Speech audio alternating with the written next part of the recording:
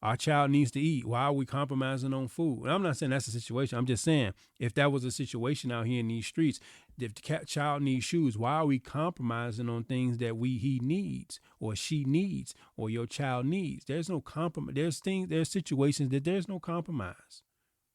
We can compromise on days where whether he should go to or he or she should go to camp or pickup times, but basic necessities like food, light, gas, shelter, fees.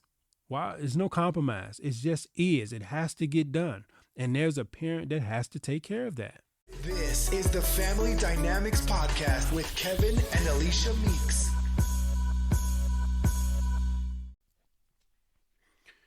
Welcome to the Family Dynamics Podcast. Man, it's been a Mississippi minute.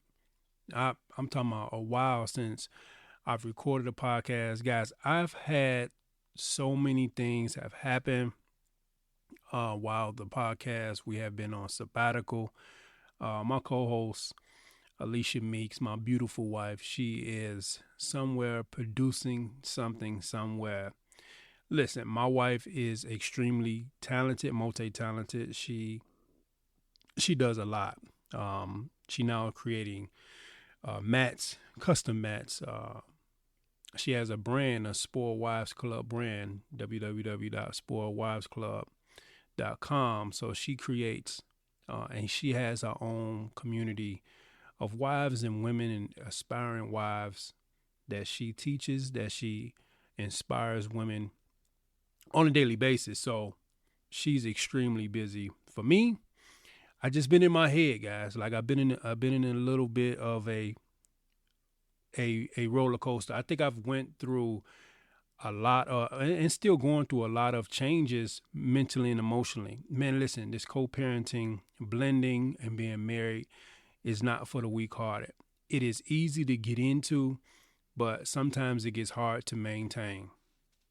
We are approaching the new school season.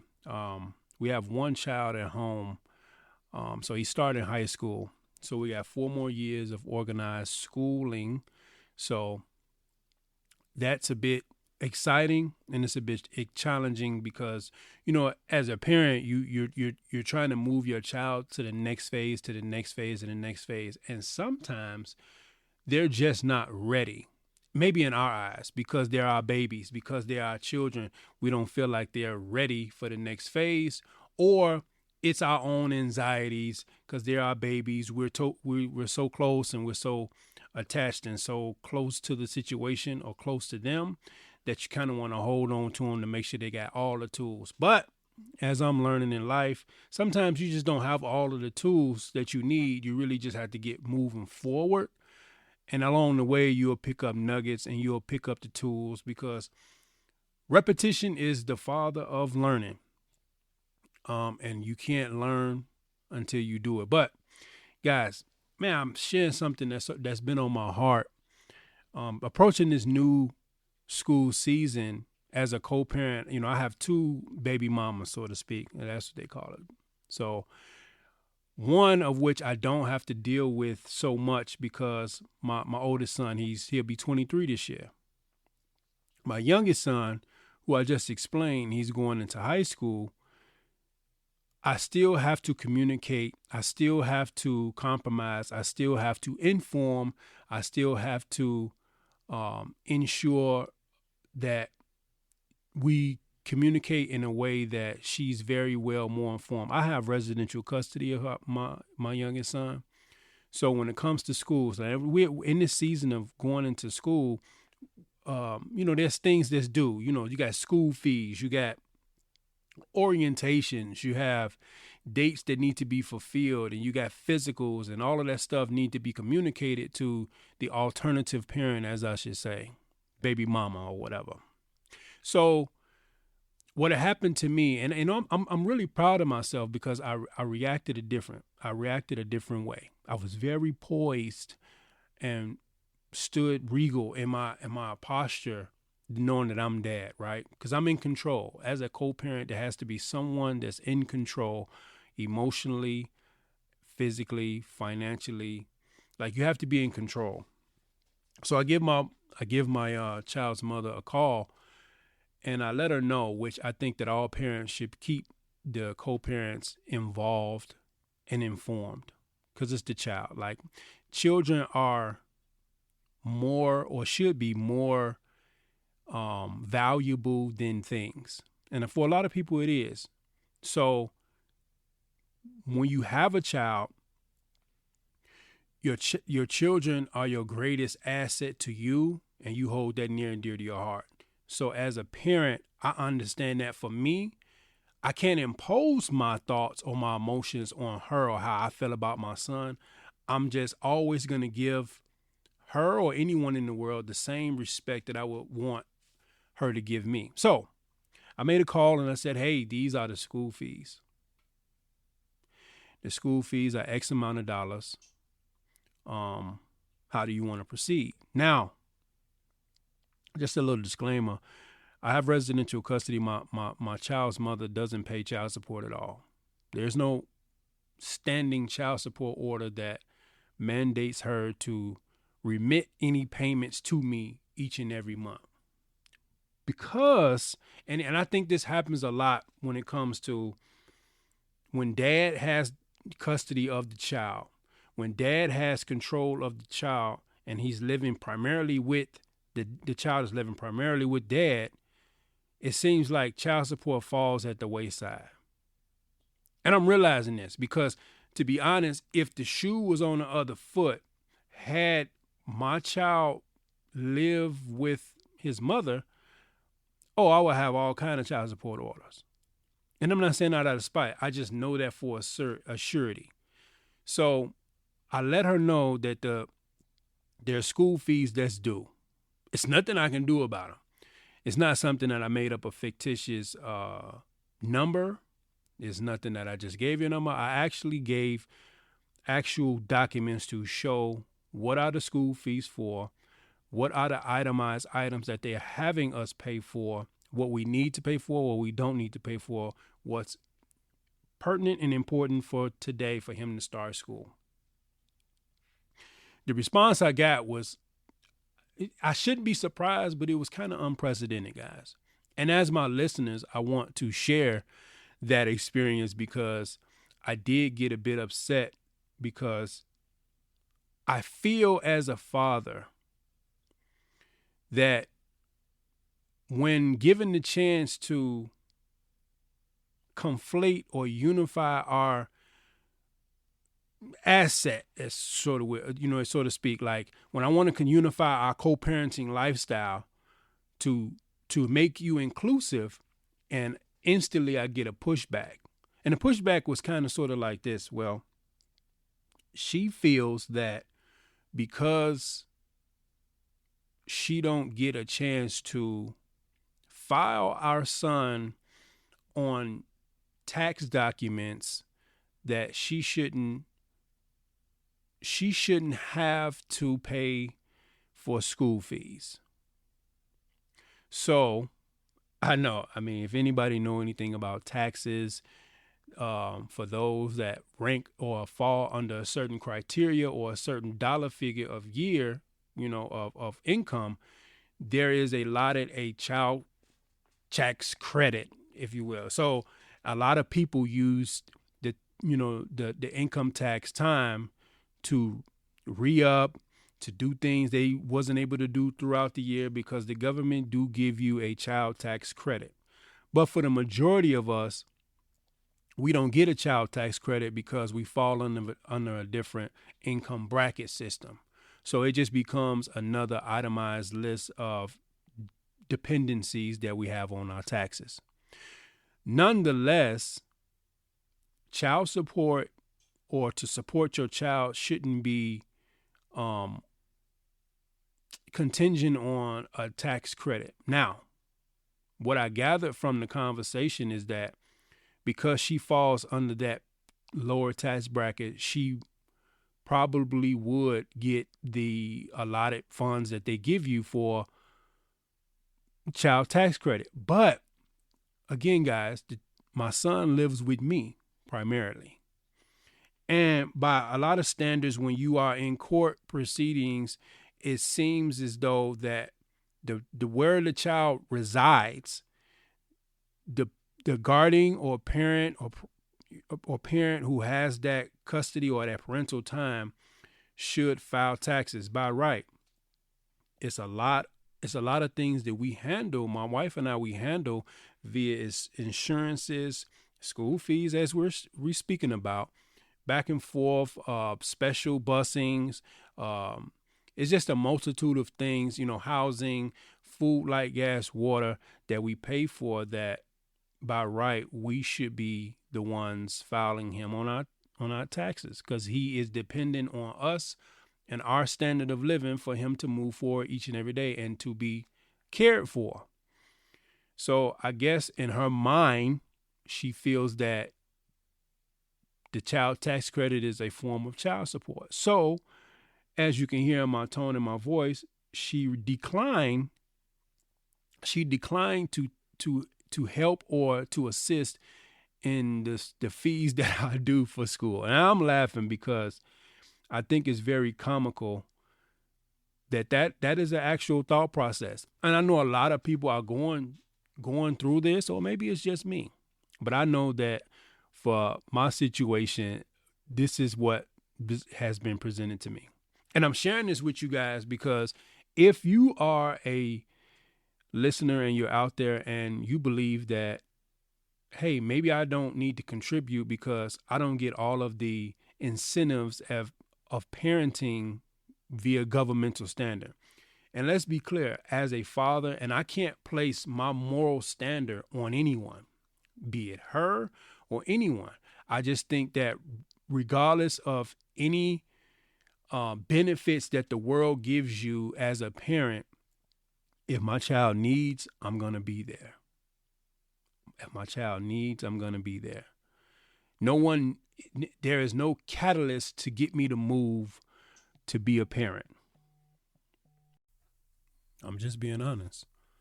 There is no catalyst that gets me to move as a parent. Like, I don't need a push or a dollar figure or an incentive from anyone to get me to move as a parent. And that's me. Like I said before, I can't impose my moral standard on anyone else. And that's her. I'm just sharing with you guys because I hope that what I'm trying to say kind of helps or put things in perspective. So to move forward, how the rest of the conversation go, yes, I was a little annoyed. I was annoyed because I can't believe that we are here. And I was asked once before, as you co-parent or if you got a baby mama or baby father, does it get easier later? And in my experience, maybe for some it does, but in my experience, it doesn't get any easier. It doesn't get any easier because sometimes people don't change. Situations change, but people don't change. Your children will get older. Your children will learn. Your children will adapt to their new lives and things that they're experiencing. But people usually don't change. And I've said this in previous podcasts that people, especially people that you've been in previous relationships with, from the time that you left them and the duration of time that you've been with them, that time that you've been with them and the time that you left with them, there's a stamp and say, this who this person is. Nothing else. So what I'm saying is you're not allowed to change in their mind because this is the person that you are and you don't have change. So the father that I was 9 or 10 years ago is the father that my children's mother think that I am today. And I'm totally different. Guys, I've been a parent since I was 13. I'm not the parent I was at 13 and the same parent as at 37. My mindset has changed, things that I desire, things that I want for my children, the way I view their growth, the way I view where they should be in their life, what I want them to accomplish, what I want me to accomplish, what I want them to see, what I want them to see from me. Like, it's totally different. Like, I'm a totally different person, but sometimes people don't allow you to change. So back to my point, things got a little bit heated over the phone because sometimes I think that you get upset with your co-parent partner because it's kind of like the audacity, right? It's the audacity of the thought process. Like, how could you think like this? And what do you want me to do with your lack of involvement? Someone has to produce the need. Someone has to fulfill the need. And if one party doesn't feel like they want to help or assist in something that or someone that they created, someone has to produce. And if you look at it, if both parents fall by the wayside, there's a system called, there's a system that takes place and takes over your lack of parenting or your lack of involvement. And that's the government, that's state institutions, that's state programs that take over when two parents feel like they don't want to do. But in a lot of cases, there is a one parent out of the two that says, I refuse to give up on my child. I refuse to let them not have. I refuse to not let them not be able to have the essentials or the basic necessities to move about life. And if a lot of times there's a co-parent that has a difference of opinion based off their own feelings, which to me, I would accept more. And this is left. I would accept more that, hey, I don't have it. I don't have the money, rather than I refuse because of something that is out of my control. Like it's out of my control. Like I didn't set the standard of, tax benefits, income. Like I didn't set that. But it's just by right what it is. Like you don't file someone who doesn't live in your home, they don't depend on you for their daily living. So why are we starting here now? I think there's a sense of entitlement of some parents, even fathers. Because you're a father, you think you're entitled to something, or because you're a mother, you think you're entitled to something. But that's not that way. I've been in many court sessions where the judge could care less about your entitlement. It's about the betterment, and it's about what's in the best interest of the child. And in this situation, we shouldn't be fighting. We shouldn't be arguing or even having a debate about necessities, like basic needs, right? So it got a little heated because for my end, I felt pranked. I felt duped. I felt like I can't believe that we're here. I can't believe that this is even a topic of discussion. Because someone has to have it, guys. Listen to me. Someone has to have it. And the person is me. The person may be you. The person may be your alternative parent. They have to have the funds. They have to work each and every day to make sure that the child has a roof over their head, to have food in their stomach. They have to have it. They don't get a chance to choose because of their emotions or because of whatever. They have to produce. They have to. Like, I have to. So regardless if she refused, guess what? Dad, you have to. There is no way. And it's not because she don't want to. It's just you have to. And I refuse for him to not have because, she doesn't want to. And growing up as in a single parent home, watching my mother, there's times where my father didn't do. And my mother, she didn't have a choice to make that choice. That's what I'm saying. There are mothers out there, there are fathers out there now in this day and time. But speaking for that time, there are mothers that could not make the choice to say, well, I'm not because I feel a way. I'm not because I don't feel up to it, or I'm not because I don't have it. My mother had to come up with the school fees, whether my dad could or could not. My dad was able to make the choice to say, I'm not because of X. Whatever his reasoning was. And for me, standing in that seat, I have to produce the funds to submit to the school. I don't have a choice in the matter. I don't have the choice in the matter whether I'm going to provide housing, or I'm going to provide food, clothing, shelter. Like, I don't have a choice in that. And because you feel like something that's beyond me or something that's within you, it doesn't stop the fact that our child, your child, needs. So I was very poised because I'm not gonna lie to you guys. In past years, I've had to go to counseling. Man, I would pop off like a firecracker because I just can't stand. I can't stand things that doesn't need to be explained. Like, I can't stand. So I said to myself, Kevin, this situation, and this is a tip for someone. Just because we holler and scream, at the end of the day, the issue needs to be resolved. And where am I getting arguing about something that has to get done? This is another thing that I have to sacrifice. Whatever I needed to get done, and now I'm not getting the help. I didn't never ask for you to take care of the entire bill, but I'm just saying we're not going to get anywhere arguing.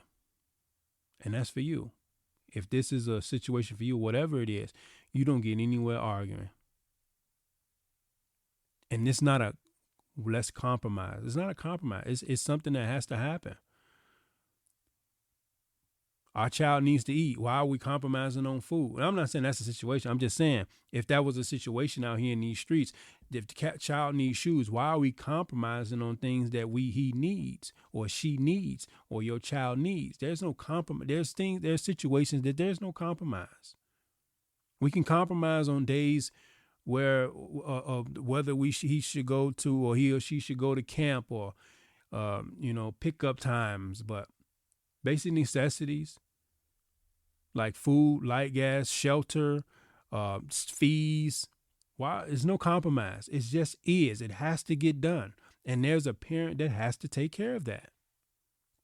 So I was very poised. I was proud of myself because I didn't react. I didn't pop off. And I just simply said, okay. No, it doesn't give her an out. It doesn't give my child parent. It doesn't give my child's mother an out. It's just I'm protecting me, my peace, reclaiming my peace, and saying people show you who they are. There's no need to get mad about it. What can you do, Kevin, to mitigate the situation that you have at hand? This is what is presented in front of you. What can you do? I can take care of it. I'm going to take care of it. Could it possibly inconvenience me of something that I already allotted or something I'm already done? And that's another thing. As a parent, you may feel like I done bought all of the school supplies. I done bought the school clothes. I done bought this and I done put them in camp all summer. And we come to school fees and you can't even do that. I'm with you.